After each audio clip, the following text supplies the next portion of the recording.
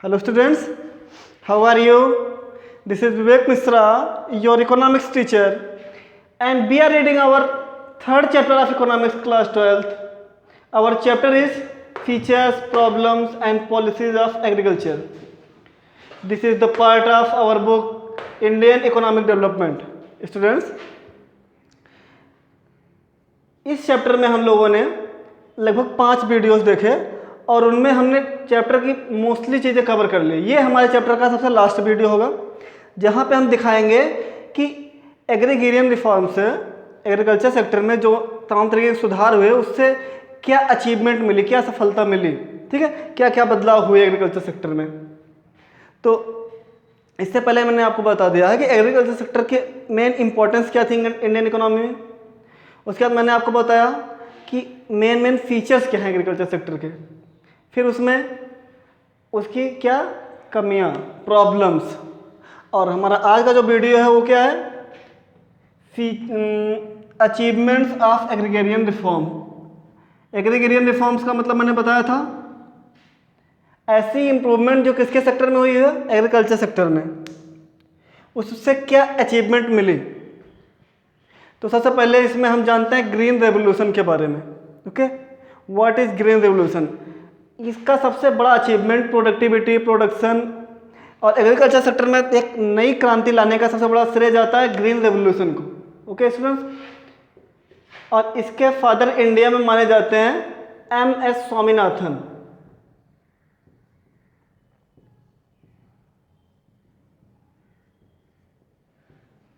MS. Swaminathan को India में green revolution का फादर माना जाता है और वर्ल्ड में इनका फादर कौन माना जाता है, किसको माना जाता है, नॉर्मन ई बोरलॉग को। ओके स्टूडेंट्स, तो इंडिया इन 1967 टू 68, ठीक है, 1967 से 1968 में एम.एस. स्वामीनाथन ने इंडिया में ग्रीन रेवोल्यूशन की शुरुआत की। ग्रीन रेवोल्यूशन का मतलब क्या होता है, ये ग्रीन का मतलब होता है हमारा क्रॉप से रिलेटेड है और रेवोल्यूशन मतलब जैसे स्पर्ट, कहने का मतलब फसलों के सेंस में, क्रॉप के सेंस में एक क्रांतिकारी परिवर्तन हुआ।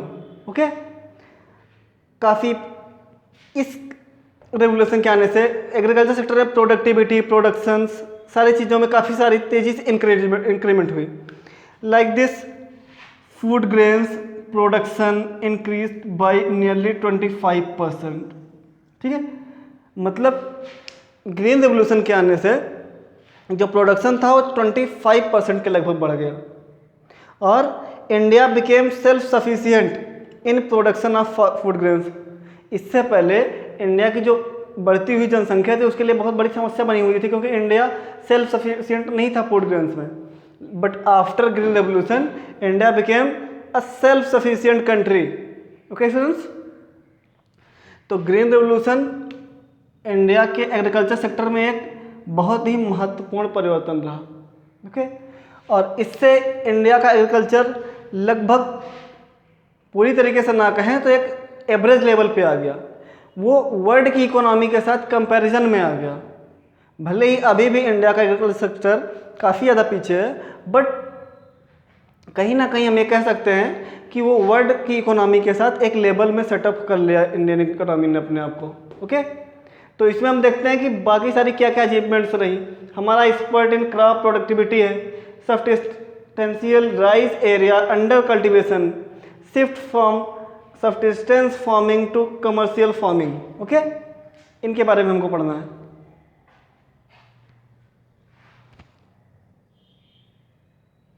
हाँ, तो स्टूडेंट्स हम देख रहे हैं कि जो एग्रीकल्चर सेक्टर में तमाम तरह की पॉलिसीज चलाई गई थी उसके थ्रू जो अचीवमेंट मिली, सबसे पहले क्रॉप प्रोडक्शन में एक्सपर्टाइजेशन, इट मीन्स कि रेवोल्यूशन, ठीक है, मतलब टोटल प्रोडक्शन काफ़ी तेज़ी से इंक्रीज हुआ। लाइक अगर हम बीट की बात करें तो इन 1951 ये पर हेक्टेयर लैंड पे 660 kg प्रोडक्टिविटी थी, बट इन 2016 टू 17 ये पर हेक्टेयर लैंड पे बढ़ के हो गया 3216 kg। तो आप देख रहे हैं कि कितनी तेजी से इंक्रीमेंट आई। ये क्यों आई? Because of this policies. ठीक है, अभी हमने आपको बताया था अपने पिछले वीडियो में एग्रीगेरियन रिफॉर्म्स, लैंड रिफॉर्म्स, उसमें कुछ पार्ट थे उसके एग्रीगेरियन रिफॉर्म्स के, कौन कौन से? टेक्निकल रिफॉर्म, लैंड रिफॉर्म और जनरल रिफॉर्म्स। तो उन रिफॉर्म्स के थ्रू ये अचीवमेंट मिली किसको? इंडियन एग्रीकल्चर सेक्टर को। तो हम अगर देखें इसमें कि प्रोडक्टिविटी किस तरीके से इंक्रीज हुई, तो बाय दीज रिफॉर्म्स इन 1951 जो टोटल बीट की प्रोडक्टिविटी थी वो पर हेक्टेयर लैंड पे 660 kg थी, जो 2016-17 में बढ़ के हो गई 3216 kg पर हेक्टेयर। और अगर राइस की बात करें तो इन 1951 ये थी 665 kg पर हेक्टेयर लैंड, जो बढ़ करके 2016-17 हो गई पर हेक्टेयर लैंड पे 2550 kg। तो आप देख रहे हैं कि किस तरीके से ये इंक्रीमेंट हुआ, इंक्रीज हुई। तो प्रोडक्टिविटी, प्रोडक्शन अचानक से क्या हुआ? बढ़ गया। अभी हमने ग्रीन रेवोल्यूशन के बारे में बताया था ना आपको, तो उसी के थ्रू बहुत तेजी से इंक्रीमेंट हुआ। दूसरा, substantial rise area under cultivation. और इन पॉलिसीज़ के थ्रू ज़्यादा से ज़्यादा एरिया पे जो कल्टीवेशन के लायक ज़मीनें थी उन पे तो कल्टीवेशन हो ही रहा था, जो नहीं थी उनको कल्टीवेशन के लायक बनाया जा रहा था, उसके बाद उन पे खेती की जा रही थी। मतलब मोस्टली पार्ट पे खेती करवाई जा रही थी। तो अगर हमको एक डाटा के थ्रू दिखाएं तो देखिए इन 1950 to 51 जो ग्रास एरिया कल्टीवेशन था वो 13 करोड़ पर हेक्टेयर था। मतलब इतने हेक्टेयर लैंड पे खेती हो रही थी, 13 करोड़ लैंड पे, बट ये अब बढ़ गए हो गया 19 करोड़ हेक्टेयर। ओके स्टूडेंट्स, मतलब ये भी धीरे धीरे क्या हो रहा है? बढ़ रहा है। मतलब जोत के आकार, ज़्यादा से ज़्यादा लैंड पे खेती की जा रही है। ओके, और हमारा जो थर्ड वाला है ये है इम्पॉर्टेंट टॉपिक है, shift from subsistence farming to commercial farming. तो अभी तक मैंने आपको एग्रीकल्चर सेक्टर में पूरी तरीके से बता रखा था कि सारे फार्मर्स मोस्टली डिपेंडेंट थे किस पे? ऑन सब्सिस्टेंस फार्मिंग, केवल अपने परिवार के लिए अनाज को उगाते थे। लेकिन अगर ज़्यादा से ज़्यादा एरिया पे खेती हुई, ठीक है, मतलब जोत का आकार बढ़ गया, खेत बड़े हो गए, और अगर प्रोडक्टिविटी तेज़ी से इंक्रीज भी हुई, जो हम तमाम तरीके के केमिकल फर्टिलाइजर्स यूज कर रहे थे, ओके स्टूडेंट्स, तो उनसे प्रोडक्टिविटी इंक्रीज हुई। अब प्रोडक्शन ठीक ठाक लेवल पे हो जाने के कारण ये जो फार्मिंग थी ये कन्वर्ट होकर किस में आ गई? Commercial farming. देखिए यहाँ पे मैंने लिखा है कि rise in output has started generating marketing surplus. Marketing surplus क्या होता है? जैसे कि एक कोई किसान है जिसने अपने टोटल लैंड पे जो उसका टोटल आउटपुट निकल के आया गेहूं का, वो आया है, मान सकते हैं आप कि 10 क्विंटल। ओके, और उसकी जो फैमिली है उसकी तो एनुअल जो खपत है गेहूं की या चावल की वो मान लेते हैं कि 5 क्विंटल है। तो उसके पास रेवेन्यू प्रॉफिट कितने का बच गया? कितना उसके पास सरप्लस बच गया? 5 क्विंटल का। ओके, मतलब पूरे साल वो आराम से अपने परिवार को खिला सकता है उस 5 क्विंटल में, और उसके बाद उसके पास 5 क्विंटल एक्स्ट्रा भी बच गया। उस सरप्लस को, उस बचे हुए अनाज को कहते हैं मार्केटिंग सरप्लस, जिसे वो मार्केट में बेच सकता है। तो अब बेचने के बाद उनको लगा कि हाँ यार फ़ायदा तो हो रहा है इससे भी। तो धीरे धीरे उन्होंने क्या किया? This has prompt that the farmers to shift from subsistence farming to commercial farming. जब उनको प्रॉफिट दिखने लगा तो धीरे धीरे प्रॉफिट मोटिव के लिए भी वर्क करना शुरू कर दिए। ओके स्टूडेंट्स, तो ये 3 अचीवमेंट आपने देख ली इसी सेक्टर में। आगे की 2 अचीवमेंट मैं आपको अभी दिखाता हूँ, पहले आप इसका स्क्रीनशॉट लीजिए।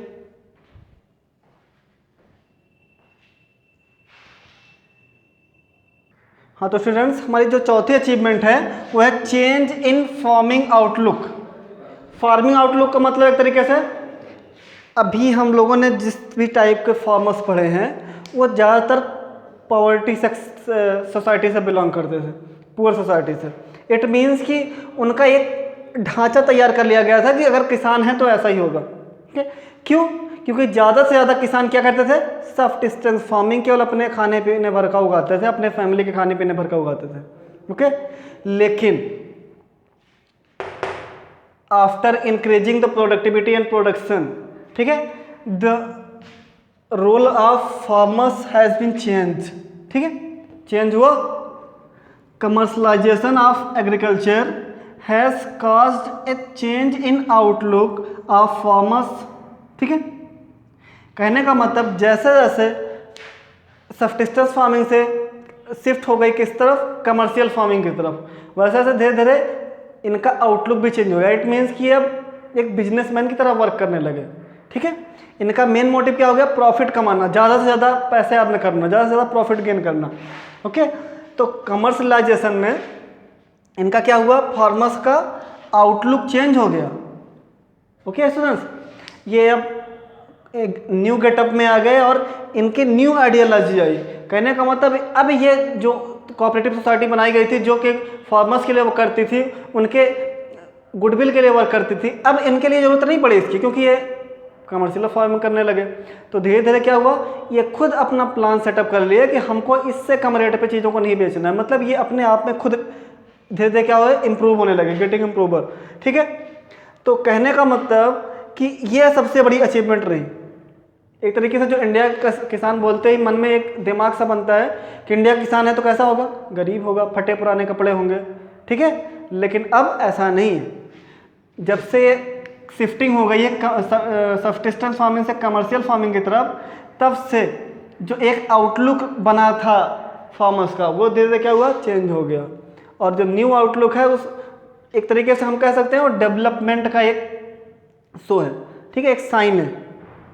तो हमारी जो अगली अचीवमेंट है वो सेल्फ सफिशिएंसी इन फूड ग्रेन्स प्रोडक्शन। हमको पता है कि आफ्टर ग्रीन रेवोल्यूशन बोले या तो बोलें कि ये जो पॉलिसी चलाई गई इंडियन एग्रीकल्चर सेक्टर के थ्रू, इसने क्या इम्प्रूव कर दी, हमारा प्रोडक्शन बढ़ा दिया, प्रोडक्टिविटी बढ़ा दी, ओके। तो इसके बढ़ने से टोटल आउटपुट बढ़ गया। अगर आउटपुट इंक्रीज हो गया, increase in crop production has been so substantial that India has started maintaining buffer stock। कहने का मतलब जब हमारा